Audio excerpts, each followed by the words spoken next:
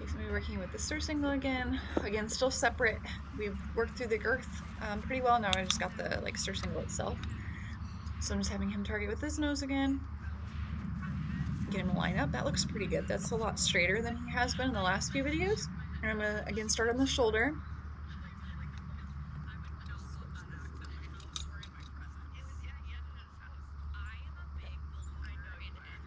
Just kind of work my way down the shoulder, and then I'm gonna work my way up toward his withers, and then toward like laying it over his withers.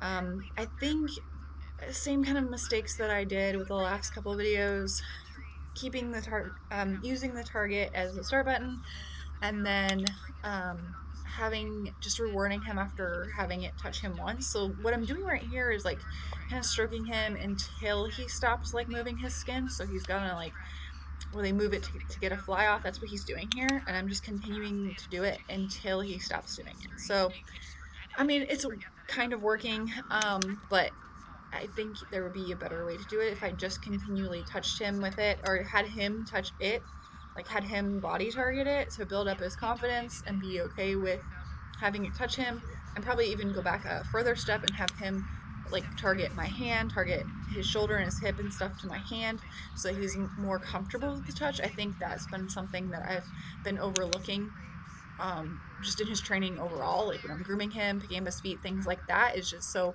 I need to just pair touch with good things, which I have mostly. But like parts like this where I'm just kind of waiting until he gives me something a little bit better. That's kind of what I've been doing the whole time, and it's really not working. So those are some changes that I would make with that. So you can see like he moved his skin and then I did it again. So you can't really tell that he's doing that because it's too far away and it's kind of dark, but that's why I'm touching him multiple times with it. But essentially I would have him go back and do all those little steps and then just have him use the start button, have this touch him, and then give him food. And I wouldn't even be worried about clicking at this point because I just need to be pairing that Surcingle with food. So Surcingle, food, Surcingle, food. When it touches you, food, touches you, food. That's pretty much it. I just need to condition him to it. That's the most important part, I think. And that's the part that's missing right now. And I'm gonna do the same thing on this side. It is working. Like we are doing okay training, but these are just the things that can be making it better. So he is like he's not afraid of it. It's not that big of a deal. I do want to get rid of that like sensitivity to touch, but overall like I am able to touch him with the Surcingle and kind of expand on that and unfold a little bit. But that's kind of my thoughts on making that a little bit better. And again, this is my first time teaching this specific with the well, yeah, Caster had some with the Surcingle, but Caster was much easier. So for him, it was like, okay, I could kind of touch you with it, and then I could kind of halfway lay it over you, and then I can lay it all the way over you, and he was just like, cool. So it was a huge lumps of behavior that I could get.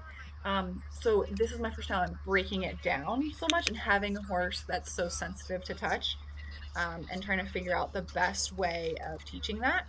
So I'm just touching him with it, clicking while it's on him, and then taking it off. And I had started using the handheld clicker, which I need to start using that again because the sound picks up so much better on camera, especially when I'm facing the horse and away from the camera. It's really hard to hear me click. So this is much nicer. So, but that's just kind of part of things that I make mistakes with. Like same thing with the start button is I do it sometimes and I forget. It's the same thing when I do that with the handheld clicker and stuff. So I just need to be more consistent and organized on my end so I can be a better trainer. But so just touching him with it, clicking, and then feeding. So that looks pretty good. I am assuming since I'm not stroking him multiple times that he's cool with it and he's not flinching.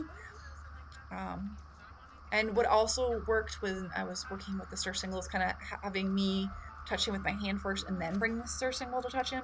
Um, that worked pretty well, but I definitely think body targeting is going to be a big thing for him because I didn't really teach him much of that. He knows how to do it to like his shoulder, but we didn't use it a whole lot. So I wanted to do that and go back and work through things like that. So here I'm just continually touching him because he's continuing to move his skin and be sensitive to that touch. So I'm gonna play with that and work on body targets, and I'll make some videos of doing that and kind of see how that helps. And now like I'm going back now and having him in the round pen targeting this from the panel. So that's been an interesting journey as well, and you'll see videos of that later. But those are just some improvements that I would make and help make this training even better.